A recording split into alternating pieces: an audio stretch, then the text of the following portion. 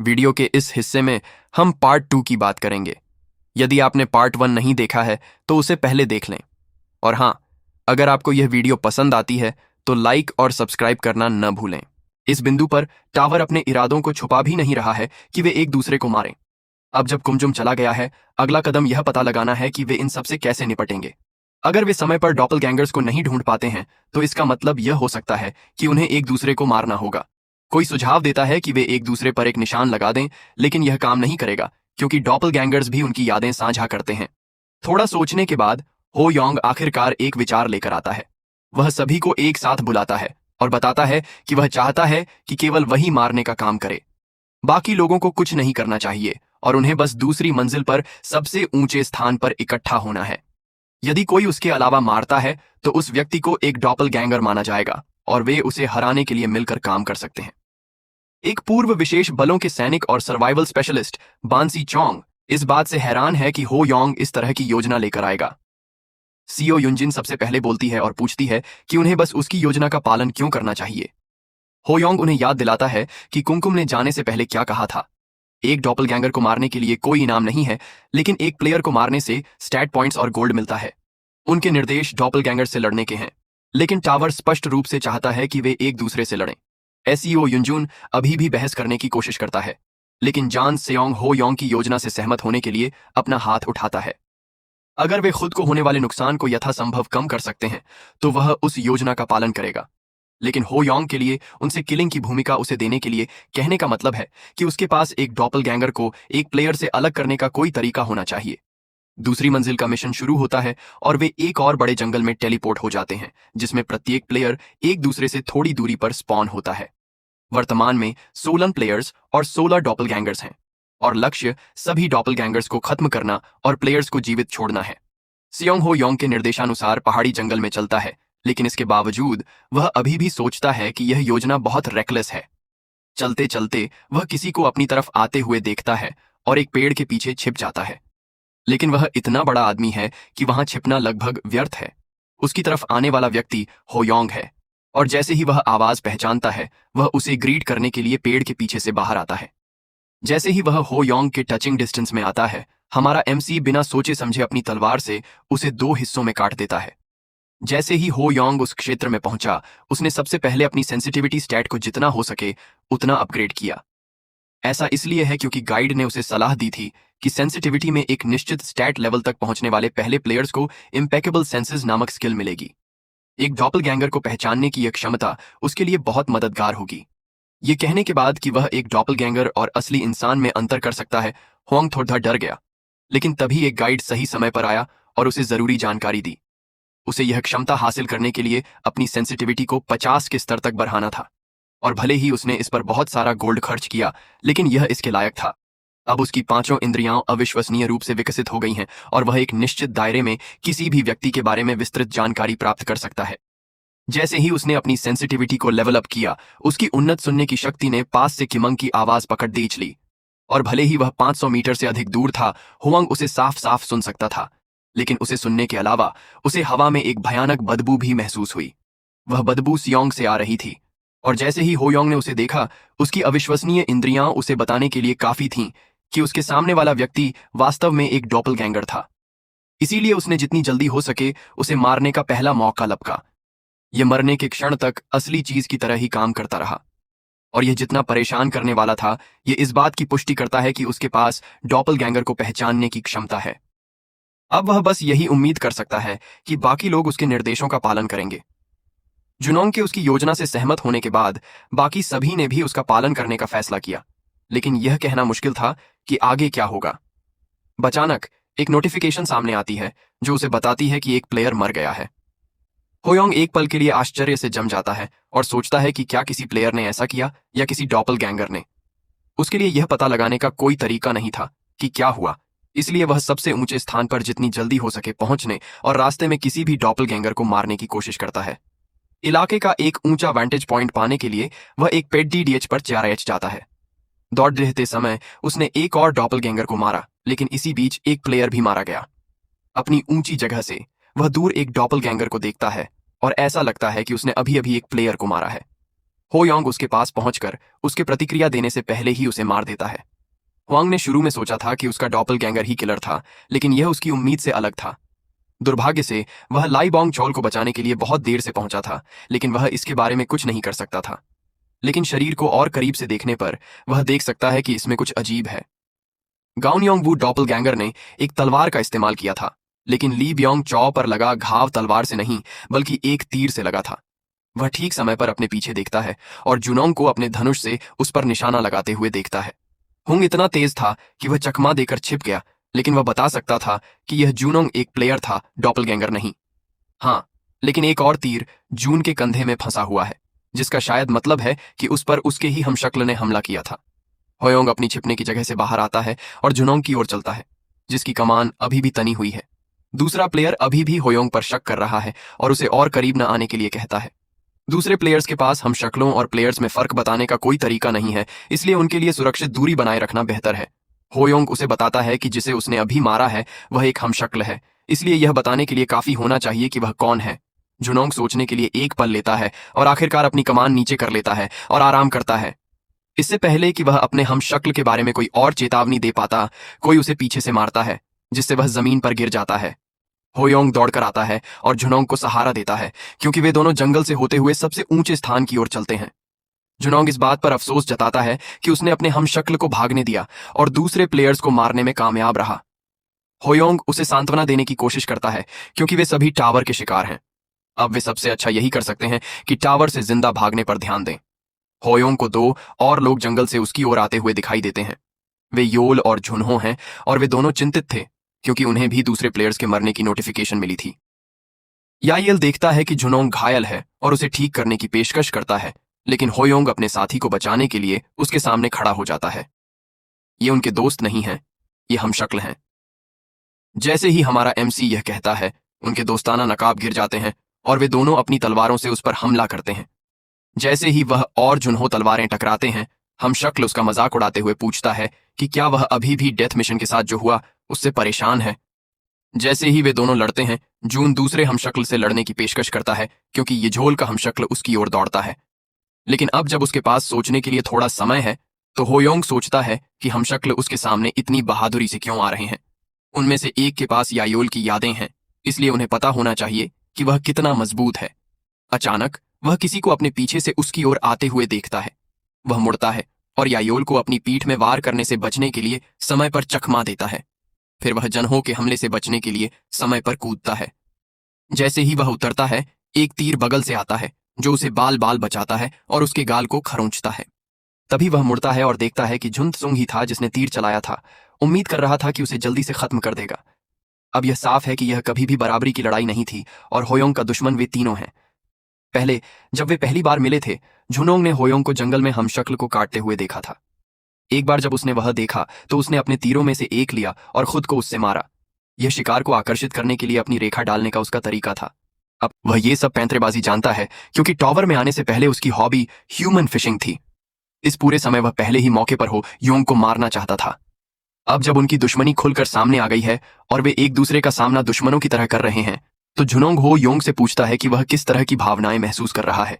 शायद उसे अचानक हुई इस घटना से बिट्रेयल या गुस्सा महसूस हो रहा होगा, लेकिन झुनोंग के लैश आउट करने या चिल्लाने के बजाय हो योंग शांति से हंसने लगता है। वह सोच रहा था कि झुनोंग कब अपना असली रंग दिखाएगा, लेकिन ऐसा लगता है कि यह फिशरमैन जितना सोचा था उससे कहीं ज्यादा पागल है। हो योंग के बात करने के तरीके से ऐसा लगता है कि वह शुरू से ही जानता था कि झुनोंग उसे धोखा देगा। ऐसा इसलिए है क्योंकि हो योंग दूसरे लोगों की स्टेटस विंडो देख सकता है और उसके मर्डरस रैम्पेज के कारण उसके स्टैट्स बहुत बढ़ गए हैं। उसकी नई शक्ति से डॉपलगैंगर्स भी हैरान हो जाते हैं और यह जानकर जम जाते हैं कि उसके पास इतनी ब्रोकन एबिलिटी है। जैसे जैसे समय बीतता है, हो योंग और भी ज्यादा दिलचस्प होता जाता है और इस बात से लगता है कि उसे टावर से कुछ फेवर मिला है। हो योंग को इस तरह की बेकार की बातों में कोई दिलचस्पी नहीं है। वह जानना चाहता है कि झुनोंग ने इतना बुरा काम क्यों किया। क्या यह सोने या स्टैट्स के लिए था? आखिर वह लोगों को क्यों मार रहा है? झुनोंग जवाब देता है कि उसके पास लोगों को मारने का कोई कारण नहीं है। जहां तक उसका सवाल है, यह नई दुनिया जहां उसे लोगों को मारने का इनाम मिलता है एक नई जगह है। हो योंग ने सोचा था कि शायद कोई ऐसी स्थिति रही होगी जिसकी वजह से उसने ये सब किया, लेकिन ऐसा लगता है कि झुनोंग सिर्फ एक पागल हत्यारा है। उसने इस पूरे समय एक मास्क पहन रखा था और ऐसे पल का इंतजार कर रहा था ताकि वह हमला करके एक साइकोपैथ के रूप में अपनी असली प्रकृति दिखा सके। दूसरे दो डॉपलगैंगर्स उस पर झपटते हैं जबकि जुनोंग पीछे से रेंज्ड सपोर्ट दे रहा है। वह जुनहो के स्लैशिंग अटैक को चकमा देता है और डॉपलगैंगर को पीठ पर एक तेज किक मारकर दूर फेंक देता है। फिर अपनी तलवार का इस्तेमाल करके जुनियांग के आने वाले तीर को काट देता है। हालांकि हैरानी की बात यह है कि उसके पीछे एक दूसरा तीर है जिसे चकमा देने के लिए उसे हवा में ही अपने शरीर को घुमाना पड़ता है। वह तीर उसके पीछे एक पेड़ में छेद कर देता है क्योंकि हमारा MC अपने पैरों पर उतरता है और दूसरे हमले के लिए तैयार होता है। ये साफ है कि झुंसुंग ने अभी तक अपने सभी पत्ते नहीं खोले हैं और चीजें और भी खराब होने वाली हैं। उसके पास इलाके का सबसे अच्छा क्लोज कॉम्बैटेंट और हीलर है और उसके पास उन दोनों से ज्यादा ताकतवर रेंज्ड अटैक है। इस कॉम्बिनेशन में कोई ओपनिंग नहीं है जिसका फायदा हो योंग उठा सके और ये साफ है कि उसने हो योंग के साथ इस मुठभेड़ के लिए काफी तैयारी की है। जुनोंग ने सोचा था कि हमारा MC आसानी से हार जाएगा, लेकिन हो योंग काफी मजबूत है और वह इसके खिलाफ नहीं है। असल में जुनोंग इस बात से खुश है क्योंकि इसका मतलब है कि वह अपना समय ले सकता है और उसे मरने तक दर्द से तड़पते हुए देख सकता है। जुनोंग 3 और तीर तैयार करता है और उन्हें हमारे MC की ओर चलाता है जबकि दो डोपेलगैंगर पीछे से उन पर हमला करते हैं। उस एक पल में हो योंग अपनी इम्पेकेबल सेंसेस को सक्रिय करता है और पूरे क्षेत्र को स्कैन करता है। यह एक बहुत ही संतुलित टीम थी। चेज योल एक लेवल 7 हीलर है और सियोजान हो एक लेवल 8 स्वॉर्ड्समैन। अगर कोई और होता तो उनके स्टैट्स से वह हार जाता, लेकिन हमारे मुख्य किरदार के पास भगवान और प्लॉट आर्मर की शक्ति है। उसकी ओवरवेलमिंग ताकत के सामने एक अच्छी टीम कंपोजिशन का कोई मतलब नहीं है। जैसे ही दो डॉपलगैंगर्स उस पर हमला करते हैं, वह अपनी तलवार का उपयोग करके जुनॉन के सभी तीरों को काट देता है और तुरंत जुनहो पर वार करता है जो उसकी ओर भाग रहा था। यिजेल अपने गिरे हुए साथी को हील करने की कोशिश करती है, लेकिन इससे पहले कि वह अपनी हीलिंग स्किल को पूरा कर पाती, होवांग दौड़कर आता है और उसे भी मार गिराता है। इस तरह दोनों डॉपलगैंगर्स को एक झटके में खत्म कर देता है। जैसे ही उनके शरीर गायब हो जाते हैं, होवांग अपने आखिरी टारगेट की ओर बढ़ता है जिसने लड़ने की सारी इच्छा खो दी थी। जुनॉन घबरा जाता है और घुटनों के बल बैठकर होयोंग से अपनी जान बख्शने की भीख मांगता है। वह रिवॉर्ड्स के प्रति जुनूनी हो गया था और अपने लालच को हावी होने दिया था, और अब वह माफी चाहता है क्योंकि उसने व्यक्तिगत रूप से देखा है कि होवांग कितना मजबूत है। जैसे ही होवांग उसके करीब आता है, जुनॉन मौका देखकर अपने एक तीर को पकड़ लेता है और हमारे MC को मारने की कोशिश करता है, लेकिन एक पल में होयोंग उसे 2 टुकड़ों में काट देता है इससे पहले कि वह प्रतिक्रिया भी दे पाए, और उसे हमेशा के लिए खत्म कर देता है। यह स्पष्ट था कि होयोंग सिर्फ एक स्लाइटली बिगर कैच से कहीं ज्यादा था, और इस तरह जुनॉन मर जाता है, केवल 13 प्लेयर्स और 11 डॉपलगैंगर्स को छोड़कर। होएंग यह सोचते हुए कुछ देर रुकता है कि उसे पहली बार एक जीवित इंसान को मारने के लिए मजबूर होना पड़ा। इससे पहले कि वह यह समझ पाए कि क्या हुआ था, एक नोटिफिकेशन आता है जिसमें उसे सूचित किया जाता है कि वह खिलाड़ी जो किलर स्टार बनने वाला था मर चुका है, इसलिए उसे उनकी जगह किलर स्टार बनने का मौका मिला है। यदि वह टार किलर बनना चुनता है तो उसे अपने स्टैट्स में एक बड़ा बफ और जबरदस्त लाभ मिलेगा। जब उसके चारों ओर मैसेजेस आते हैं तो उसके सामने एक अजीब सी सत्ता प्रकट होती है।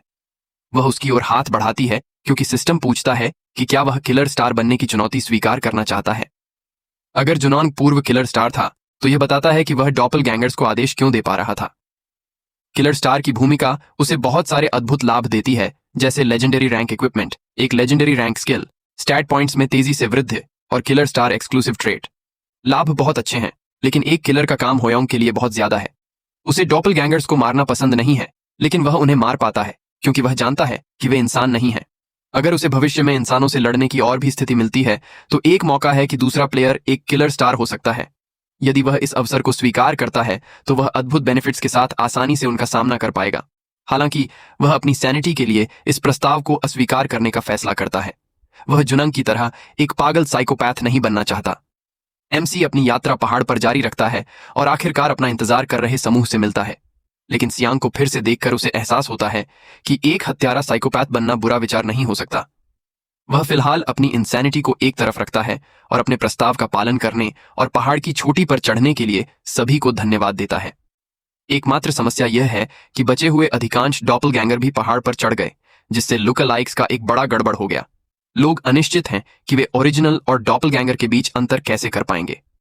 होयोंग उन्हें योजना का अगला चरण बताने वाला है, लेकिन कोई पीछे से आता है और उसे रोकता है। यह वह व्यक्ति है जिससे हमारा MC इस पूरे समय मिलने से डर रहा था, उसका अपना डॉपलगैंगर। अब 2 होयोंग हैं और कोई नहीं जानता कि उन्हें किस पर भरोसा करना चाहिए। दोनों मुख्य पात्र एक दूसरे को घूरते हैं और ये हो यांग के लिए यह पता लगाने का समय है कि वह इस स्थिति से कैसे बाहर निकलने जा रहा है। अपने डॉपलगैंगर के आने से चीजें जटिल हो गई हैं। मूल रूप से वह पहाड़ की चोटी पर पहुंचने से पहले अपने ही डॉपलगैंगर को मारना चाहता था, लेकिन जुनोंग से लड़ने से ऐसा नहीं हो पाया। अब बाकी सभी को स्थिति समझाने का समय है और प्लेयर्स में से एक उसे उन सभी डॉपलगैंगर का उल्लेख करने के लिए कहता है जिन्हें उसने मार डाला है। कुल मिलाकर 8 लोग हैं जिन्हें या तो एक प्लेयर या एक डॉपलगैंगर के रूप में मारा गया है। यदि वह उन 5 डॉपलगैंगर को प्रकट करता है जिन्हें उसने मारा, तो उन्हें पता चल पाएगा कि असली होयोंग कौन है। उसे बस उस तथ्य को साबित करना है और उसे यह साबित करने में सक्षम होना चाहिए कि वह एक प्लेयर है। यह इतना आसान होता अगर उसके डॉपलगैंगर को भी यह सही जानकारी नहीं होती कि कौन से डॉपलगैंगर कब मारे गए थे। डॉपलगैंगर उन असली प्लेयर्स के नाम बताता है जो मृत डॉपलगैंगर के रूप में मर गए हैं। अब जब चीजें इस पर आ गई हैं, तो उन दोनों को यह साबित करने के लिए हताश उपायों का सहारा लेना होगा कि वे असली हैं। उसका डॉपलगैंगर पहल करता है और सभी की यादों को अपील करके उनके साथ तर्क करने की कोशिश करता है। वह उन्हें बताता है कि असली हुआंग जो कह रहा है वह सच है। फिर चूंकि उसने पहली मंजिल से अपने दल के रूप में सियांग और यायोल के साथ अच्छा भरोसा बनाया है, इसलिए उसने विशेष रूप से उनके डॉपलगैंगर को पहले खोजा और उन्हें मार डाला। वह शायद ही संभव होगा और इससे वह एक फायदेमंद स्थिति में आ जाएगा। हालांकि इस बात की कोई गारंटी नहीं है कि यह संभव नहीं है, और यही चीज उन्हें किसी भी बात पर विश्वास करने के लिए और भी ज्यादा सतर्क बनाती है। फिर वह बताता है कि अगर होयांग की बात सही है तो इसका मतलब है कि जो जूनोंग पहाड़ की चोटी तक पहुंचा वह एक डॉपलगैंगर है और उसने असली जूनोंग को मार डाला। उन सभी को जूनोंग एक ऐसे नेता के रूप में याद है जो उनमें से सबसे उच्च स्तर का था और जिसने मुश्किल समय में उन्हें हिम्मत दी थी। यह सोचना पागलपन है कि उसके जैसा कोई मर सकता है, और होयांग द्वारा मारा जाना तो और भी मुश्किल है। समूह को जूनोंग की खूनी साइड हसल के बारे में नहीं पता है, इसीलिए यह खुलासा कि जूनोंग को होयांग ने मारा होगा उनके फैसले को होयांग के पक्ष में मोड़ने के लिए काफी है। होयोंग के अनजाने कन्फेशन ने उसे एक बुरी स्थिति में डाल दिया है जिससे वह आसानी से बाहर नहीं निकल पाएगा। अब जब बात यहां तक आ गई है तो समूह इस बात को लेकर बढ़ गया है कि उन्हें किस पर विश्वास करना चाहिए और किस पर नहीं। जिन लोगों को गलत तरीके से नकली घोषित किया गया था, केवल वही लोग बचे हैं जो स्थिति को शांत करने की कोशिश कर सकते हैं, इससे पहले कि यह केओस और गलत लोगों को मारने की ओर ले जाए। तर्क वितर्क जारी है क्योंकि होयोंग अपनी अगली चाल चलने की कोशिश करता है। उसके डॉपलगैंगर ने अपने सारे कार्ड्स मेज पर रख दिए हैं और भीड़ को सफलतापूर्वक भड़का दिया है, तो अब उसके लिए भी अपने कार्ड्स रखने का समय आ गया है। वह खुलासा करता है कि उसने सच में जूनोंग को मार डाला था और उसका डॉपलगैंगर सोचता है कि होयांग ने हार मान ली है। लेकिन एक बात है जो डॉपलगैंगर नहीं जानता है, उसने जूनोंग को इसलिए मारा क्योंकि जिस आदमी को वे एक नेता समझते थे वह असल में एक ट्रेटर था। यह कहकर वह अपनी तलवार निकालता है और इससे पहले कि कोई प्रतिक्रिया दे पाता वह नकली जूनोंग को काट देता है, जिससे डॉपलगैंगर्स की संख्या एक कम हो जाती है। होयोंग का डॉपलगैंगर सदमे में मुड़ता है और उसे वह सब कुछ करने के लिए चिल्लाता है जो वह चाहता है, लेकिन अब बहुत देर हो चुकी है। जूनोंग के ट्रेटर होने के उसके आरोप ने पहले ही दूसरों को यह सवाल पूछने पर मजबूर कर दिया है कि क्या हो रहा है। जूनो पहले ही बता सकता है कि जिसने अभी अभी जूनोंग को मारा है वह असली होयोंग है, और सच तो यह है कि होयांग ने सभी को एक जगह इकट्ठा किया ताकि एक ऐसी स्थिति बनाई जा सके जहां प्लेयर्स का पलड़ा भारी हो। ऐसा इसलिए है क्योंकि जब एक डॉपलगैंगर किसी को मारता है तो तुरंत पता चल जाएगा कि वह कौन है, ताकि वे लापरवाही से किसी को न मार सकें। हालांकि अगर होयांग यह बता सकता है कि कौन असली है या नहीं, तो वह एक डॉपलगैंगर को मारकर जल्दी से साबित कर सकता है कि वह असली है। हालांकि यह सब कहने के बाद भी होयोंग ने जूनोंग पर एक ट्रेटर होने का आरोप लगाया जिसने असली प्लेयर्स को मार डाला। जूनोंग एक राक्षस था जिसने एक अच्छे इंसान का मुखौटा पहन रखा था और अपनी असली प्रकृति को छिपा रखा था। लोग धीरे धीरे उसकी बातों को स्वीकार करने लगे हैं। एसीओ युनजिन ही एकमात्र व्यक्ति है जो उसकी बात को स्वीकार नहीं कर पा रही है। वह जून में रही है। जांग शुरुआत से ही होंग के साथ पार्टी में थी और उसने होंग से सिर्फ दया देखी थी। वह यह बर्दाश्त नहीं कर सकती थी कि हो यांग जुनोंग का अपमान कर रहा था और वह जुनोंग की रक्षा के लिए हो योंग को मारने के लिए खड़ी हो गई, लेकिन उसकी पीठ में एक तीर लगा। वह मुड़ी तो देखा कि तीर चलाने वाला कोई और नहीं, वही जुनोंग था जिसकी वह रक्षा करने की कोशिश कर रही थी। ऐसा लगा कि जुनोंग का डॉपलगैंगर बस आखिरी बार हिलने के लिए पर्याप्त ऊर्जा बची थी। वह जश्न मनाता है क्योंकि हर कोई उसे सदमे में देखता है। उनके दुख और आश्चर्य के भाव ही वह थे जो वह अपने आखिरी पलों में देखना चाहता था। हालांकि वह इसका बहुत देर तक आनंद नहीं ले पाता क्योंकि ऐना चोंग उसे पीठ पर थप्पड़ मारती है और इससे पहले कि वह और नुकसान पहुंचा पाता वह उसे खत्म कर देती है। हालांकि अब तक जो कुछ भी हुआ है वह इस बात का सबूत है कि होंग असली है और अब इस पर कोई संदेह नहीं है कि उन्हें किस पर भरोसा करना चाहिए। अब जब वे उस पर पूरी तरह से भरोसा करते हैं तो प्लेयर्स उससे उन्हें गाइड करने और यह बताने के लिए कहते हैं कि डॉपलगैंगर्स कौन है। वे उसके चारों ओर इकट्ठा हो जाते हैं, उसके आदेशों का पालन करने के लिए तैयार हैं, और यह उस समय की याद दिलाता है जब उन्होंने उसे मौत के घाट उतार दिया था। अब जब बात यहां तक आ गई है तो उसका डॉपलगैंगर इंतजार नहीं करना चाहता और मारा जाना चाहता है। वह फिर से फैल करता है और असली होयोंग पर पहले हमला करता है। लेकिन हमारे एमसी के पास एक योजना है। वे डॉपलगैंगर्स को मारेंगे और सोने के लिए उनके शवों को लूटेंगे। फिर उसका उपयोग करके खिलाड़ी अपने स्टैट्स बढ़ा सकते हैं और गेम जीतने के लिए सभी नकली लोगों को हरा सकते हैं। यह योजना काम करती है और जीवित बचे प्लेयर्स मिशन पूरा करने में सक्षम होते हैं और सुरक्षित रूप से लॉबी फ्लोर पर वापस जाते हैं। चूंकि डॉपलगैंगर्स के स्टैट्स वही थे जब वे पहली बार दूसरी मंजिल में प्रवेश किए थे, इससे उनके लिए चीजें बहुत आसान हो गईं और उन्हें किसी और हताहत से निपटना नहीं पड़ा। हालांकि मिशन के नतीजे से हर कोई खुश नहीं है। सेई चोंग इस बात का शोक मनाता है कि अगर जुनोंग नहीं होता तो वे किसी को खोए बिना मिशन से बाहर निकल जाते। वह शायद सबसे ज्यादा निराश है क्योंकि वह जुनोंग के साथ एक ही पार्टी में था और उसने युंजिन के साथ जितनी यादें साझा की थीं उतनी ही जुनोंग के साथ भी थीं। होयोंग भी निराश है क्योंकि उसका लक्ष्य दूसरी मंजिल को बिना किसी के मरे सुरक्षित रूप से पार करना था। हालांकि अन्य क्षेत्रों में स्थिति शायद उनकी तुलना में बहुत खराब है क्योंकि उनके पास उसके जैसा गाइड पढ़ने वाला कोई नहीं है और उनके पास वे लोग भी होंगे जिन्होंने किलर स्टार का रास्ता अपनाया है। आगे बढ़ते हुए लड़ाइयां सबसे अधिक तीव्र होने वाली हैं और हालांकि वह अभी भी कमजोर है, होयोंग को यकीन है कि एक अच्छा कारण है कि उसे गाइड पढ़ने की विशेष क्षमता क्यों दी गई। भले ही इस मुकाम तक पहुंचने में थोड़ा समय लगा, लेकिन अब उसके पास ऐसे लोग हैं जो उस पर भरोसा करते हैं और वह ज्यादा से ज्यादा लोगों को बचाने की पूरी कोशिश करने की उम्मीद करता है। उन लोगों में से एक जो अब उस पर भरोसा करते हैं वह एना चांग है, जो व्यक्तिगत रूप से हो यांग को धन्यवाद देने आती है। अपनी मेहनत के कारण हमारे एमसी की वजह से ही वे दूसरी मंजिल पर जिंदा बच पाए। हालांकि उसने सबसे ज्यादा योगदान दिया, फिर भी वह अभी भी दूसरे स्तर पर है। इससे ग्रुप के बाकी सदस्यों को आखिरकार यह पता चल गया कि उसकी कोई क्षमता उसकी लेवल अप स्पीड को कम कर रही है। सच चोंग का यह पता लगाना यह दिखाता है कि उसके पास कमाल की डिडक्शन क्षमताएं हैं जो आगे चलकर बहुत काम आएंगी। अनचोंग ने भी अपने लेवल की वजह से एमसी पर शक करने और उसे नीचा दिखाने के लिए माफी मांगी। बाकी लोग भी सिर झुकाकर और आदर दिखाकर उनसे माफी मांगते हैं, जबकि सेयोंग और यायोल इस बात पर बहस कर रहे हैं कि किसने सबसे पहले यह पहचाना कि एमसी कितना अद्भुत है। लेकिन सांग सिर्फ यही अनुरोध नहीं करना चाहता था। अब जब होयोंग ने अपनी काबिलियत दिखा दी है तो पूर्व सैनिक चाहता है कि हमारा एमसी अब से उनका लीडर बने। होयोंग एक पल के लिए हैरान हुआ, लेकिन मुस्कान के साथ उसने अपने ग्रुप का लीडर बनने का उनका अनुरोध स्वीकार कर लिया। यह मजेदार है कि एस चोंग होयोंग को सम्मान दिलाने के लिए पहला कदम उठा रहा है, जबकि पिछले मिशन में क्वेस्ट खत्म होने से 5 मिनट पहले वे उसके डॉपलगैंगर को बेताबी से ढूंढ रहे थे। उस समय वह बस एक झाड़ी में छिपा हुआ था, जबकि उसके चारों ओर बाकी डॉपलगैंगर्स मारे जा रहे थे। अब जब मिशन पूरा हो गया है तो योगदान की मात्रा के हिसाब से गोल्ड रिवॉर्ड्स की गणना की जाती है। सभी को गोल्ड के छोटे छोटे बूस्ट्स मिलते हैं जो डॉपलगैंगर्स को हराने में उनके प्रयासों के लिए उन्हें पुरस्कृत करते हैं। सियोंग खुशी से फ्लेक्स करता है क्योंकि उसे 2000 गोल्ड मिले, जो उनके ग्रुप में सबसे ज्यादा लगता है। होयोंग उन सभी को देखता है, खुश है कि उनके प्लान को फॉलो करने की वजह से सभी को कुछ गोल्ड मिल सका। हालांकि वह उन सभी से आसानी से आगे निकल जाता है और 12,500 गोल्ड हासिल करता है।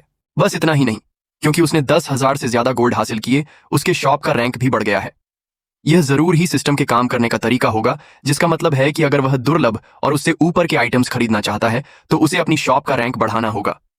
अभी हालांकि उसे सबसे ज्यादा जो खरीदने की जरूरत है वह है अपनी बेसिक सोर्ड्समैनशिप को बढ़ाना। जब उसने दूसरे क्वेस्ट से पहले उस विशालकाय मॉन्स्टर से लड़ाई की थी तो उसने अनजाने में एक ऊंचे स्तर की सोर्ड्समैनशिप का इस्तेमाल किया था। अगर वह इतनी शक्तिशाली थी तो एक मजबूत एबिलिटी के लिए 5,000 गोल्ड बहुत ही कम कीमत है। अब जब वह अपनी खरीदारी कर चुका है तो वह अपने ग्रुप के सदस्यों को कुछ मदद भेजने का फैसला करता है। यील से शुरुआत करते हुए, जिसने कोबॉल्ड्स और डॉपलगैंगर्स से लड़ाई के दौरान बहुत सहायता प्रदान की थी, होयोंग उसे 2,200 गोल्ड भेजता है। अगर यील नहीं होती तो उनके लिए जीतना बहुत मुश्किल होता।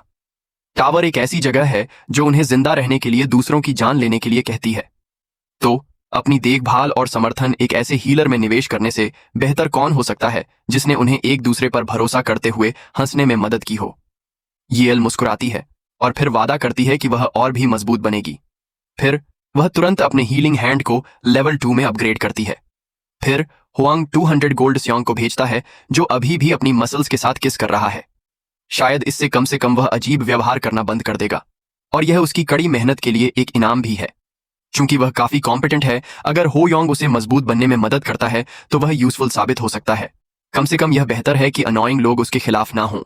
हालांकि सियोंग उसके उपहार को बहुत ही सस्पिशियस तरीके से लेता है और आगे चलकर हो योंग की इच्छाओं का पालन करने का वादा करता है। हमारे एमसी को अपने नए लेवल्ड अप बेसिक स्वॉर्ड्समैनशिप का अभ्यास ओग्यार पर करने से खुद को रोकना पड़ता है। दूसरे मुख्य क्वेस्ट के पूरा होने के कुछ ही समय बाद तीसरा मुख्य क्वेस्ट शुरू हो जाता है, और यह एक सीज वॉर है। टावर में प्रवेश करने के बाद पहली बार होयोंग का समूह अन्य क्षेत्रों के प्लेयर्स से मिलने वाला है। उनका मिशन 24 घंटे में कासल को गिराना और ऑल्टर पर कब्जा करना है। प्रत्येक प्लेयर को एक रिटर्न क्रिस्टल भी मिलता है, जो केवल इस फ्लोर पर ही उपयोग करने योग्य है। यह क्रिस्टल और मिशन यह बताता है कि इस मिशन को पूरा करने के लिए उन्हें संभवतः लोगों को मारना होगा। उन्हें यह जांचना होगा कि यह चीज कैसे काम करती है, और इस काम के लिए सबसे अच्छा व्यक्ति उनकी टीम का सबसे बड़ा आदमी है। सियोंग ने वैसे भी कहा था कि वह होयोंग के कहने पर कुछ भी करेगा, इसलिए उसके मना करने की कोई जरूरत नहीं है। वह सियोंग को जबरदस्ती पहाड़ पर भेजता है ताकि वह उस क्षेत्र की जांच कर सके, लेकिन वह सिर्फ सियोंग को उसकी मौत के मुंह में नहीं भेज रहा है। गाइड ने उसे बताया था कि तीसरे फ्लोर पर रिटर्न क्रिस्टल मरने पर प्लेयर को वापस शुरुआती स्थान पर भेज देगा। इसलिए सियोंग को एनिमी टेरिटरी से गुजरते समय अपनी सुरक्षा के बारे में ज्यादा चिंता करने की जरूरत नहीं है। वह कास्टल तक पहुंचता है और बिना समय बर्बाद किए अपने मुक्कों से सामने के दरवाजों पर हमला करता है। जैसे ही वह उस पर एक घातक हमला करता है, गेट की ड्यूरेबिलिटी कम हो जाती है और आखिरकार वह उसे तोड़ देता है। हालांकि गेट 2 मिनट में रीसेट हो जाता है, इसलिए उसे जल्दी से कासल के अंदर जाना होगा। एक बार जब यह रीसेट हो जाता है तो दरवाजे उसके पीछे बंद हो जाते हैं, जिससे वह कासल के अंदर सील हो जाता है। वह क्षेत्र का जायजा लेता है और कासल की दीवार पर 2 गार्ड्स और ऑल्टर की रखवाली कर रहे 10 प्लेयर्स के एक और समूह को देखता है। होयोंग ने उसे बताया था कि इस मिशन के दौरान उसे किसी को नहीं मारना चाहिए, क्योंकि वे क्रिस्टल किस लिए हैं ये समझ जाएंगे और इसका इस्तेमाल उनके खिलाफ करेंगे। सियोंग उस आदेश को सुनना नहीं चाहता, क्योंकि वह देखता है कि हर किसी को उससे डरना चाहिए। वह अंदर दौड़ने और उन सभी को नष्ट करने की तैयारी करता है, लेकिन तभी एक गोली उसके चेहरे पर आकर लगती है। उसे तुरंत जमीन पर गिरा दिया गया। सिर्फ एक ही वार उसे बुरी तरह से डिसोरिएंट करने के लिए काफी था, लेकिन हमलावर के दोबारा फायर करने से ठीक पहले वह बंदूक लिए एक महिला की झलक देख पाता है। जैसे ही वह स्टार्टिंग पॉइंट में जागता है, वह होयोंग और दूसरों को बताता है कि क्या हुआ था। उस महिला के पास एक ऐसी बंदूक थी जिसमें मैजिक बुलेट्स थीं, जो हाई डैमेज वाले हथियार चलाती थीं। आमतौर पर इतने जल्दी गेम में बंदूक जैसा हथियार नहीं मिल सकता। अगर किसी के पास बंदूक होनी चाहिए तो वह संग है, जो एक सोल्जर है, लेकिन वह हथियार के रूप में एक ब्लेड का इस्तेमाल करता है, बंदूक नहीं। होयोंग केवल एक और संभावना के बारे में सोच सकता है कि यह प्लेयर एक किलर स्टार है, जिसका मतलब है कि उन्हें उसे हराने में मुश्किल होगी। होयोंग इस लड़ाई के नतीजे को लेकर चिंतित है, लेकिन उसे शांत करने के लिए एक नरम हाथ उसके कंधे पर आता है। यह यील है, और वह उसे यकीन दिलाती है कि वह उसके साथ है। उसका बाकी ग्रुप भी सहमति में चिल्लाता है। वे साफ तौर पर किसी भी चुनौती का सामना करने के लिए तैयार हैं। इसी बीच वह महिला अपने कासल में आराम कर रही है, अपने एक साथी को चेयर के रूप में इस्तेमाल कर रही है, जबकि बाकी कावर डर में हैं।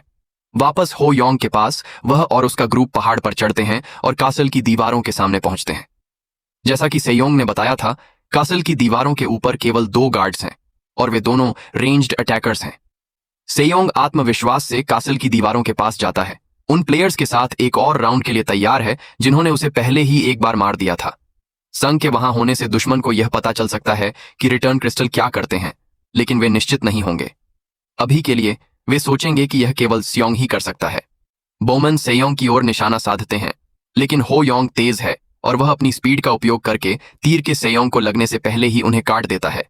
फिर वह ओग्यार के कंधे का उपयोग स्टेपिंग स्टोन के रूप में करता है और कासल के शीर्ष पर छलांग लगाता है, और जैसे ही वह ऊपर पहुंचता है, दोनों गार्ड्स को खत्म कर देता है। अब जब होयोंग ने पहली किल कर ली है, तो उनके पास यह करने का केवल एक ही मौका है ना? ऐसा इसलिए है क्योंकि दुश्मन आखिरकार यह पता लगा लेंगे कि रिटर्न क्रिस्टल कैसे काम करता है, क्योंकि उनकी पहली बार की अटैक असफल रही थी। इसलिए उन्हें जल्द से जल्द हराना होगा। बाकी सभी हुंग का अनुसरण करते हैं और दरवाजे की ओर दौड़ पड़ते हैं।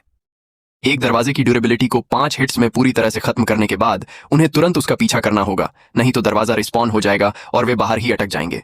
लेकिन इससे पहले कि वह दरवाजा तोड़ पाए, दूसरी तरफ से कोई उसे एक ही हिट में पूरी तरह से तहस नहस कर देता है। एक गोली सीधे सियांग की तरफ जाती है, जो उसके प्रभाव से जमीन पर गिर जाता है।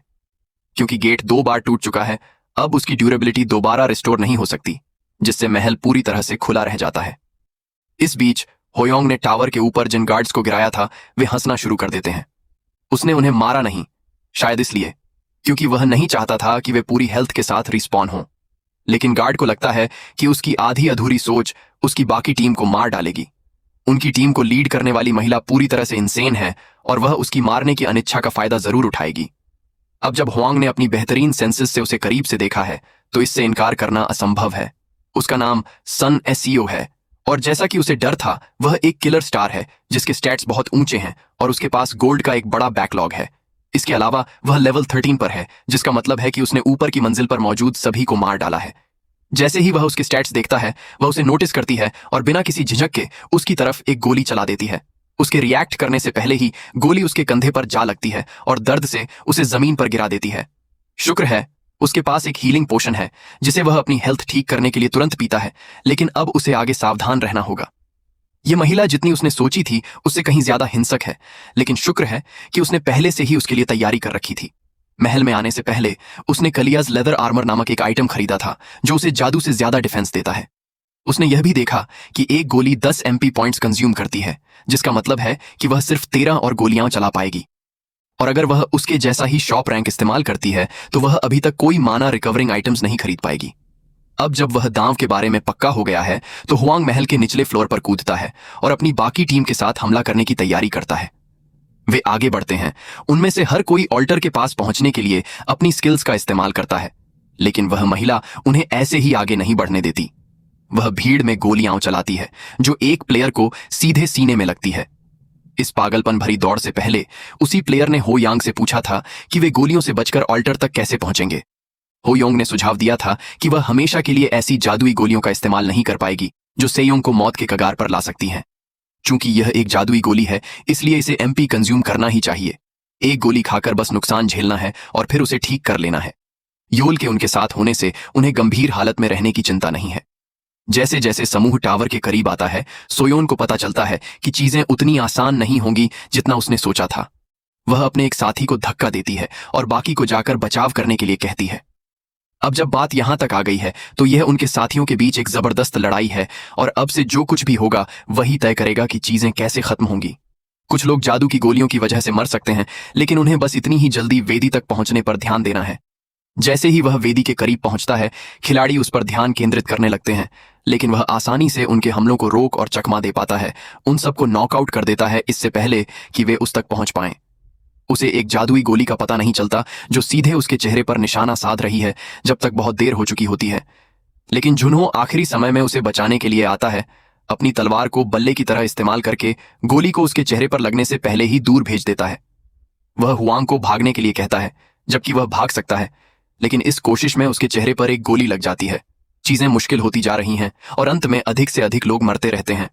इस समय उसे निश्चित रूप से पता होना चाहिए कि मरने के बाद भी वे वापस आएंगे, लेकिन इसके बावजूद भी वह इतने लोगों को बेरहमी से मारते हुए एक सीधी सी मुस्कान कैसे रख सकती है। वह मुस्कुराती भी है और कहती है कि यह समूह दिलचस्प है। यह हो यांग के लिए आखिरी हद है और वह अपनी लेवल 3 बेसिक सोर्ड्समैनशिप को सक्रिय करता है, उन लोगों की भीड़ को काटता हुआ जो अविश्वसनीय गति से उसे रोकने की कोशिश करते हैं इससे पहले कि वह वेदी की ओर कूदता है। अपनी तलवार को सीओ यान पर निशाना बनाता है। वह तैयार है और अपनी पिस्तौल भी उसी पर निशाना साधती है। दोनों एक दूसरे को मारने के लिए तैयार हैं। फिर उनके हथियार आपस में टकराते हैं, जिससे इलाके में ऊर्जा की एक लहर दौड़ जाती है। अब जब हुआंग एक ही टुकड़े में वेदी तक पहुंच गया है तो उसके साथियों को अब पीछे हटने की जरूरत नहीं है।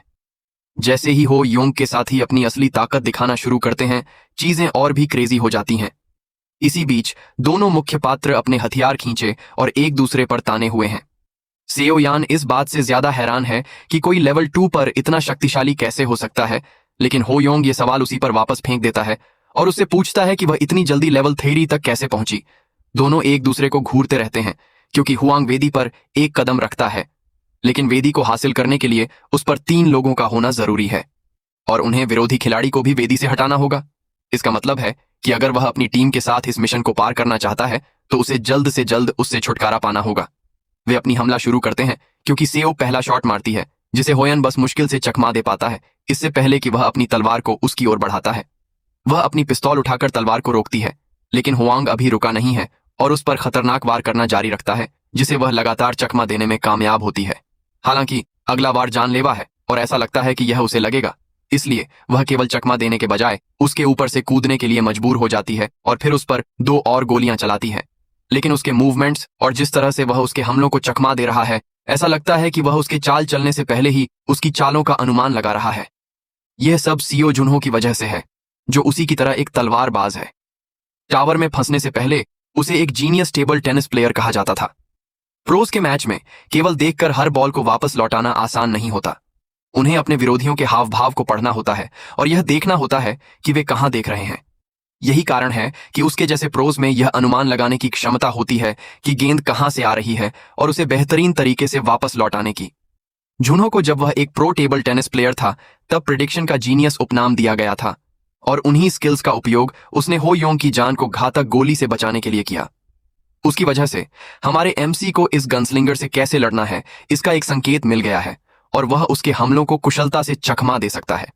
वह उस पर फायरिंग करना जारी रखती है, लेकिन वह हर गोली को आसानी से चकमा देता है और उसके पेट में अंतिम वार करने के लिए काफी करीब आ जाता है। यह हमला इतना शक्तिशाली है कि वह उसके पीछे के खंभे को आधा काट देता है, लेकिन किसी तरह वह मुश्किल से इसे चकमा देने में कामयाब हो जाती है।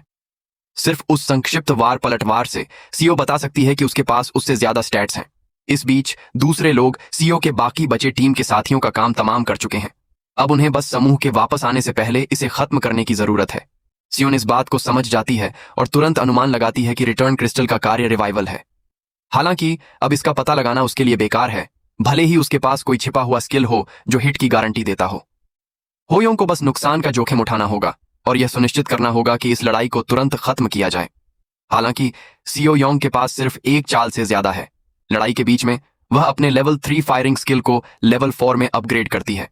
बर्बाद करने के लिए कोई समय नहीं है और हो योंग अंतिम वार करने के लिए दौड़ता है, लेकिन तब तक बहुत देर हो चुकी है। गनस्लिंगर 2 शॉट चलाने में कामयाब हो जाती है, जिससे हो यांग तुरंत टुकड़े टुकड़े हो जाता है। जैसे ही वह जमीन पर गिरता है, उसकी टीम के साथी उसकी ओर दौड़ते हैं। वह मर चुका है। हालांकि इसके बावजूद वे तीसरे फ्लोर के मिशन को शांति से पूरा करने में कामयाब रहे। वे लॉबी में लौटते हैं और हो योंग को सियोंग एक दुखी चेहरे के साथ दिखता है। ऐसा इसलिए है क्योंकि भले ही वह है जिसने राउंड जीता है, लेकिन उसका गोल्ड रिवॉर्ड बहुत छोटा है। हालांकि हो योंग को अंत में गोली लगी, फिर भी वह उसी समय अपनी तलवार का उपयोग करके सीओ को मारने में कामयाब रहा जब उसने गोली चलाई, जिससे वह सीधे उसके दिल में लगी। जैसे ही वे दोनों जमीन पर गिरे, सीओ ने कसम खाई कि वह उसका नाम याद रखेगी। उनकी मृत्यु के बाद सियोंग, यिजियल और सियांग ने वेदी पर कब्जा कर लिया और जीत गए। हालांकि उस पागल औरत को याद करके ही होयांग को गंभीर कंपकंपी छूटने लगती है। यह एक ब्लेसिंग होगी अगर वे फिर कभी ना मिलें। हालांकि एक पोर्टल खुलता है और वे उस ग्रुप को देखते हैं जिससे वे पहले भिड़े थे। अब हारे हुए ग्रुप को उसी मॉन्स्टर से सजा मिलनी है जिसने पहले होयांग के ग्रुप पर हमला किया था। आपदा के टारगेट्स वे सभी प्लेयर्स हैं जिन्हें एक भी किल नहीं मिला। दूसरी तरफ वाला ग्रुप होयांग के ग्रुप से मदद के लिए चीखता और भीख मांगता है, लेकिन पोर्टल उन्हें अंदर नहीं आने देता। उन्हें मजबूरन देखना पड़ता है कि मॉन्स्टर बिना किसी दया के दूसरी टीम को कैसे चीर फाड़ रहा है। नरसंहार खत्म होने और हर प्लेयर के मरने के बाद केवल एक प्लेयर बचता है, क्योंकि वह किल्स हासिल करने में कामयाब रहा। इसी वजह से ग्रुप्स को मिलाया और रीऑर्गेनाइज्ड किया जाएगा। दुश्मन ग्रुप में जिस एकमात्र व्यक्ति ने किल हासिल किया था, वह उस पिस्टल वाली पागल औरत के अलावा कोई और नहीं है। जैसे ही होयांग के मन में यह ख्याल आता है, वह अपने साथियों के खून से लथपथ होकर पोर्टल से गुजरती है और आधिकारिक तौर पर होयांग के ग्रुप की सदस्य बन जाती है। यही कारण होना चाहिए कि होयांग को उसके बारे में सोचकर बेचैनी महसूस हो रही थी। हालांकि उसके बारे में सोचने का समय नहीं है, क्योंकि अगला मिशन तुरंत शुरू हो जाता है। चौथी मंजिल किसी परित्यक्त शहर जैसी लगती है और उनका लक्ष्य शहर भर में दिखाई देने वाले सभी मॉन्स्टर्स को मारकर एक एस्केप पोर्टल को सुरक्षित करना है। एस्केप पोर्टल उनके मॉन्स्टर्स का शिकार करते ही बेतरतीब ढंग से दिखाई देगा, लेकिन केवल 20 पोर्टल्स ही दिखाई देंगे। जो व्यक्ति पोर्टल खोलता है, वह दूसरे लोगों को अपने पोर्टल का उपयोग करने नहीं दे सकता। उनके पास भागने के लिए केवल 6 घंटे हैं। दूसरी और तीसरी मंजिल से गुजरने के बाद, जहां उन्हें लोगों से लड़ना पड़ा, वे फिर से राक्षसों का सामना करने के लिए बहुत खुश हैं। इसके अलावा चूंकि 20 पोर्टल हैं, इसका मतलब है कि उन्हें एक दूसरे के साथ प्रतिस्पर्धा करने की जरूरत नहीं है, क्योंकि उनमें से केवल 13 लोग हैं। अच्छे मिशन की बदौलत टीम का मनोबल ऊंचा है और सियांग सभी मॉन्स्टर्स को मारकर पागलपन की तरह लेवल अप करने के लिए तैयार है। हालांकि चूंकि लोग दूसरों को अपने पोर्टल में प्रवेश नहीं करने दे सकते, इसका मतलब है कि दिखाई देने वाले मॉन्स्टर्स की संख्या की एक सीमा होनी चाहिए। यदि एक व्यक्ति कई पोर्टल खोलता है तो इसका मतलब है कि ऐसे लोग होंगे जो भाग नहीं पाएंगे। अतिरिक्त पोर्टल का होना टावर द्वारा स्थापित एक जाल हो सकता है। इससे कोई फर्क नहीं पड़ता कि वे कितने मॉन्स्टर्स को मारते हैं, एक पोर्टल के खुलते ही उसमें जाना समझदारी होगी। इसीलिए वे शिकार बंद करने और पोर्टल खुलते ही उसमें कूदने का वादा करते हैं। इस देखता है कि वह किसी बात से खुश नहीं दिख रहा है। वह उससे इस बारे में पूछती है, लेकिन वह चेहरा बनाने से इनकार करता है, यह कहते हुए कि वह ऐसा ही दिखता है। हुआंग उन सभी को मुस्कुराते हुए देखता है। इतनी दूर साथ आने के बाद ऐसा लगता है कि हर कोई समझता है कि एक मिशन के लिए क्या करने की जरूरत है। उन सभी के साथ जो हुआ उसके बाद ऐसा लगता है कि वे आखिरकार एक टीम बन गए हैं। उनके पास एकमात्र समस्या न्यूकमर है, जिसकी स्पष्ट रूप से बाकी लोगों के साथ अच्छा खेलने में कोई दिलचस्पी नहीं है। वह अकेले ही चली जाती है और उन्हें चेतावनी देती है कि अगर वे मरना नहीं चाहते हैं तो उसे आदेश न दें। उसके रूड रवैये से बाकी टीम क्रोधित हो जाती है और वे संक्षेप में सोचते हैं कि क्या उन्हें बस उस पर हमला कर देना चाहिए। 12 घंटे पहले एसईओ यान के आधिकारिक तौर पर उनकी टीम में शामिल होने के बाद उसने तुरंत दुश्मन बनाना शुरू कर दिया। सियोंग उससे भिड़ने के लिए गया। उसे बताया कि अगर उसके पास उसकी स्पेशल गन नहीं होती तो वह उनका मुकाबला नहीं कर पाती। उसे गलत साबित करने के लिए एसईओ यान एक जोरदार मुक्के से उसके चेहरे पर प्रहार करती है, जिससे वह हवा में उड़ जाता है। यह कहना सुरक्षित है कि वह अपने हथियार के बिना भी काफी शक्तिशाली है। हो यांग अपने टीममेट्स के साथ बहुत ज्यादा गड़बड़ करने से रोकने के लिए आगे बढ़ता है। उसने पहले एक संभावित किलर स्टार को मारने के लिए इतनी ट्रबल उठाई, लेकिन उसे इतनी जल्दी एक असली किलर स्टार के आने की उम्मीद नहीं थी, और वह स्पष्ट रूप से अपनी बंदूक के बिना भी लड़ने में अच्छी है। वह लगभग उसके पास चलती है जैसे कि वह उसका अभिवादन करना चाहती है, भले ही वे शिष्टाचार पूर्वक अभिवादन का आदान प्रदान करने की स्थिति में न हो। इसके बजाय हालांकि वह उस पर एक टारगेट सेट करती है, जिससे वह पीछे हटता है और सावधान हो जाता है। फिर सिस्टम उसे सूचित करता है कि किलर स्टार ने उसे अपना मुख्य टारगेट नामित किया है। उसे नहीं पता कि वह क्या है, लेकिन गाइड उसे कुछ विस्तृत जानकारी देता है। जो गाइड उसे बताता है वह उसे डर से पसीना बहाने के लिए काफी है, क्योंकि वह उससे दूर चली जाती है। वर्तमान में वापस आते हुए खिलाड़ी राक्षसों से लड़ रहे हैं और भागने के लिए पोर्टल्स ढूंढने की कोशिश कर रहे हैं। सियोंग कुछ ही राक्षसों को मारकर जल्दी से एक पोर्टल खोलने में कामयाब हो जाता है। वह यह सुनिश्चित करने के लिए चारों ओर देखता है कि कोई उसे देख तो नहीं रहा है और पोर्टल से दूर जाने की कोशिश करता है, लेकिन तुरंत हो योंग से टकरा जाता है। हो योंग उसके घबराए हुए व्यवहार से समझ जाता है कि उसने एक पोर्टल खोला है। इससे पहले कि वह बहस कर पाता या कुछ कह पाता, हो योंग उसे पोर्टल के पार लात मार देता है, जिससे वह वापस लॉबी में चला जाता है। हो योंग जानता था कि वह कुछ बेवकूफी करने की कोशिश करेगा, इसलिए वह ऑग्रे का पीछा कर रहा था ताकि यह सुनिश्चित हो सके कि वह कुछ भी अजीब न करे। अब जब एक समस्या का समाधान हो गया है तो अगली समस्या का समाधान करने का समय आ गया है। गाइड ने उसे बताया था कि एक किलर स्टार की विशेषताएं तब पूरी तरह से खुल जाएंगी जब डे ऑफ ब्लड आएगा। डे ऑफ ब्लड पर यदि किलर स्टार अपने लक्ष्य को मार देता है तो उसे एक बहुत अच्छा रिवॉर्ड मिलेगा। आगामी लड़ाई की तैयारी के लिए गाइड उसे डे ऑफ ब्लड के लिए जितना हो सके उतना लेवल अप करके तैयार होने की सलाह देता है। हो योंग को नहीं पता कि डे ऑफ ब्लड कब होगा, लेकिन इस बात की बहुत संभावना है कि यह किलर स्टार के लिए फायदेमंद होगा और निश्चित रूप से कई लोग मारे जाएंगे। जब वह सुनसान सड़क से चल रहा होता है तो एक ऑर्क उस पर हमला करने के लिए दौड़ता है, लेकिन वह उसे आसानी से मार देता है। अभी के लिए वह बस इतना कर सकता है कि दिन आने से पहले जितना हो सके उतना मजबूत हो जाए। हालांकि हो योंग इस फ्लोर के सभी राक्षसों को मार सकता था। अगर उसके पास पर्याप्त समय होता तो वह ऐसा नहीं कर सकता, क्योंकि अभी तक हर कोई भाग नहीं पाया है। उसे सन सीओ से भी सावधान रहना होगा, जो कहीं पर राक्षसों को मार रहा है। कहीं और वह एक राक्षस से आने वाली सड़ी हुई बदबू को नोटिस करता है। जाहिर है, अपनी त्रुटिहीन इंद्रियों के कारण वह उन राक्षसों से एक सड़ी हुई बदबू महसूस कर सकता है जो पोर्टल्स छोड़ जाते हैं। हो योंग तुरंत दौड़ता है और उसे तुरंत मार देता है, अपने लिए एक पोर्टल खोलता है और अपनी सुरक्षा की गारंटी देता है। अब जब उसने अपने लिए एक पोर्टल ढूंढ लिया है तो वह सियोन से मिलने जाता है, जो अभी भी राक्षसों का शिकार कर रही है। वह उसके साथ रहता है और ऐसा नाटक करता है कि उसे अपने लिए कोई पोर्टल नहीं मिल रहा है। यह दावा करता है कि वह अपना पोर्टल ढूंढने के लिए बहुत ही अभागा है। हालांकि सच्चाई यह है कि वह जानबूझकर उन ऑर्क्स से बच रहा है जो पोर्टल्स खोलते हैं, जबकि वह ऑर्क्स को मारते समय उसका पीछा भी कर रहा है। चूंकि सुऑन को डे ऑफ ब्लड पर उसे मारना है, इसलिए उसके पास उसे ऑर्क्स को मारने देने के अलावा कोई विकल्प नहीं है, क्योंकि वह उसे अभी नहीं मार सकती है। यदि वह यहां पोर्टल सुरक्षित किए बिना मर जाता है तो यह उसके लिए बुरा होगा, क्योंकि वह उन रिवॉर्ड्स को खो देगी जो उसे अन्यथा मिले होते। इस बीच अन्य खिलाड़ी पोर्टल्स खोलने और उनके माध्यम से भागने में कामयाब हो गए हैं और अब केवल 5 पोर्टल्स बचे हैं जिन्हें पाया जा सकता है। बाकी सब लोग आराम से बच रहे हैं, इसलिए उसे उनकी चिंता करने की जरूरत नहीं है और वह उसके साथ रहने पर ध्यान केंद्रित कर सकता है। हालांकि उसकी हरकतों से वह परेशान होने लगी है और अगर वह नहीं गया तो वह उसे मार नहीं सकती। लेकिन इसका मतलब यह नहीं है कि वह उसे चोट नहीं पहुंचाएगी। जैसे जैसे वह ऑर्क से लड़ता रहता है, उन्हें मारना बहुत ताजा महसूस होता है। यह शायद इसलिए है क्योंकि वे उसे सियोंग की याद दिलाते हैं। हालांकि वे जटिल भावनाएं भी उन भावनाओं से मेल नहीं खाती हैं जो उसे सन सियो के साथ हैं। वह उसके लिए चिंतित है क्योंकि वह उसे बाद में मारना चाहती है। उसे इतना चिंतित देखकर अजीब लगता है क्योंकि वही है जिसे एक पोर्टल नहीं मिला है। चूंकि उनके पास बात करने का समय है, वह उससे सीधे पूछता है कि उसने कितने पोर्टल्स ढूंढे हैं। वह 5 खोलने में कामयाब रही है, जो बहुत हो सकता है, लेकिन यह अभी भी बफर के भीतर है। सियोन के पास 5 हैं, जबकि उसके पास 1 है, जिसका अर्थ है कि यदि बाकी बचे लोग प्रत्येक एक पोर्टल खोलते हैं तो 3 बचे रहेंगे। वह अपनी स्टेटस विंडो की जांच करता है और देखता है कि केवल 3 पोर्टल्स बचे हैं, जिसका अर्थ है कि वे चौथे मंजिल पर एकमात्र बचे हो सकते हैं। चूंकि केवल वे दोनों हैं, इसलिए अब उसके साथ अलग होने और अपना रास्ता खोजने का समय होना चाहिए। वह समय की जांच करता है और केवल 10 मिनट बचे हैं, इसलिए वह अपना पोर्टल खोजने के लिए दौड़ता है। उसे वापस जाने का रास्ता खोजने के लिए छोड़ देता है। हालांकि जाने से पहले वह उसे एक पल के लिए वापस बुलाती है। हो योंग संक्षेप में सोचता है कि क्या उसे पता चला है कि वह क्या करने की कोशिश कर रहा है, और वह उसे याद दिलाता है कि उनके पास केवल 10 मिनट बचे हैं, इसीलिए बात करने का कोई समय नहीं है। हालांकि ऐसा लगता है कि वह कुछ कहने में झिझक रही है और वह बता सकता है कि कुछ चल रहा है।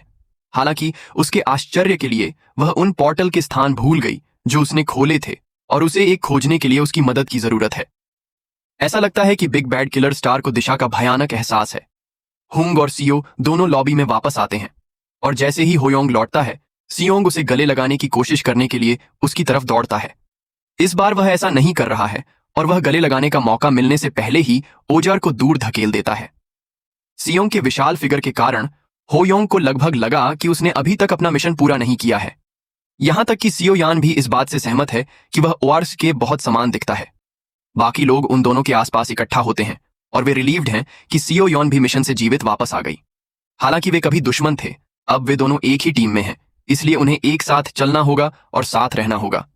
झुनियो पहल करता है और हैंडशेक के लिए अपना हाथ बढ़ाता है, लेकिन सियो यान उसकी सद्भावना को रिजेक्ट कर देती है और बिना किसी परवाह के चली जाती है। सियोंग उसके साथ एक और लड़ाई करने की कोशिश करता है और यह एक बहस और समूह के बीच कुछ केओस की ओर ले जाता है, जबकि झुनहो अभी भी सदमे में खड़ा है कि उसके हैंडशेक को नजरअंदाज कर दिया गया था। ये सब देखकर हुंग सोचने लगता है कि क्या उसे वहीं छोड़ देना चाहिए था, लेकिन अगर उसने ऐसा किया भी होता तो भी यह बात समझ में नहीं आती कि सिस्टम से मिली ब्लेसिंग वाला किलर स्टार सिर्फ रास्ता भटकने से मर जाएगा। कम से कम अब वह इस बात का फायदा उठा सकता है कि वह अब उसका कर्जदार है। हालांकि इसके बावजूद भी उसे उससे सावधान रहना होगा, भले ही यह अनलाइकली हो कि वह डे ऑफ ब्लड तक कुछ करेगी। फिर भी अभी के लिए सब कुछ ठीक होना चाहिए। अब जब हालात कुछ शांत हो गए हैं तो टावर को फिर से कुछ बदलाव लाने का समय आ गया है, और ऐसा करने के लिए कुम से बेहतर कौन हो सकता है। वह खतरनाक रैबिट फिर से उनके सामने आ जाता है, लेकिन इस बार उसके अपने सामान्य रैंट्स में पड़ने के बजाय एक गोली तुरंत उसके सिर से निकल जाती है। अपराधी सियो यान है और हर कोई ऐसा करने की हिम्मत करने के लिए उसे सदमे में देखता है। बनी का सिर वापस उग आता है और वह तुरंत उसके बगल में दिखाई देता है और एक जबरदस्त लात मारकर उसे उड़ा देता है, जिससे वह एक दीवार से टकरा जाती है। उसने उसे इतनी आसानी से उड़ा दिया, लेकिन कुंगुम के स्टैट्स को देखते हुए यह साफ है कि उसने उसके साथ नरमी बरती। यह दिखाता है कि किलर स्टार्स टावर के लिए कितने जरूरी हैं। अब जब रैबिट ने अपना गुस्सा निकाल लिया है तो यह अगले मिशन पर जाने का समय है। इससे पहले कि वे अगली मंजिल पर जाएं, कुंगुम लॉबी का बैकग्राउंड कुछ ज्यादा अप्रोप्रिएट चीज में बदल देता है। पूरा इलाका किताबों से भरी एक लाइब्रेरी में बदल जाता है। कुम चाहता है कि वे सभी एक एक किताब चुनें, और वह किताब या तो एक उपयोगी किताब होगी जो उन्हें बचने में मदद करेगी, या एक बेकार किताब जो उन्हें मार डालेगी। यह सब उनके फैसले पर निर्भर करता है, इसलिए उन्हें ध्यान से चुनना होगा। सेयोंग यकीनन पहला व्यक्ति है जो केवल एक किताब को अपना फैसला तय करने देने के बारे में बहस करता है। होंग महसूस करता है कि अगर उसे कोई सोर्ड टेक्निक मैनुअल मिल जाए तो वो और भी ज्यादा मजबूत बन सकता है। निश्चित रूप से इन किताबों के प्रभाव को देखते हुए कोई भी अपनी किताब के कंटेंट्स किसी दूसरे को नहीं बता सकता है, और 5वें फ्लोर का मिशन शुरू होते ही सभी किताबें गायब हो जाएंगी। इतना होने के बाद कुंगुम उन सभी को ऐसी किताब चुनने के लिए प्रोत्साहित करता है जिसे चुनने का उन्हें बाद में अफसोस न हो, और फिर उन्हें वहीं छोड़कर गायब हो जाता है। अब जब वे अकेले रह गए हैं तो वे सभी अपनी जरूरत की किताब को ढूंढने के लिए पागलपन की तरह भागते हैं। हर कोई अपनी क्लास से जुड़ी श्रेणियों में देखने लगता है, लेकिन इसकी उम्मीद तो की ही जा सकती है। ऐसी स्थिति में कुछ और ढूंढने में समय बर्बाद करना बेवकूफी होगी। हालांकि गाइड उसे नॉवल सेक्शन में SSS rank returners monopoly of connections नाम की किताब चुनने के लिए कहता है।